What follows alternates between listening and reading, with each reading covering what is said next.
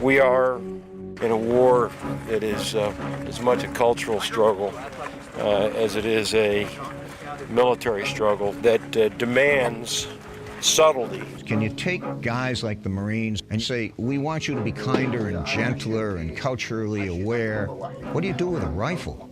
You shoot somebody else. We wanted to show that we were good people. We were here to help. Wars are not fought on battlefields anymore. The United States is grappling with it in Iraq and Afghanistan as it did in Vietnam.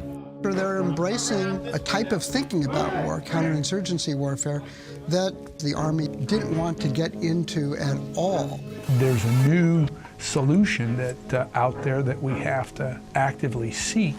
All our cultural and intellectual sinew will be required in this battle. Culture is not like Nescafe. It's not something you can just add water and stir. The version of culture that they have in mind is such that they will find its fool's gold. I want to know why they hate us. Well, the Pentagon has a new strategy in Iraq and Afghanistan. An experimental $40 million program called the Human Terrain System has begun enlisting recruits of a different kind to win the battle of hearts and minds.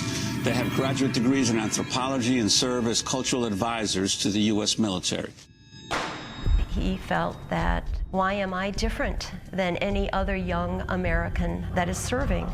He sort of spoke of it as a desk job. This is an activity that takes a tremendous amount of empathy.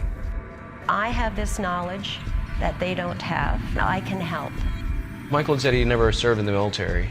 And I looked at him and told him, I said, what do you think you're doing now? That is a very seductive idea, that you would be able to help in a situation of crisis. Help what? Help whom to do what? He was always doing something greater than himself. Why this as opposed to the other things? That's the difficult question we're having to answer. We have one urgent surgical, one urgent, 3 KIA. Roger, good copy. 6 out.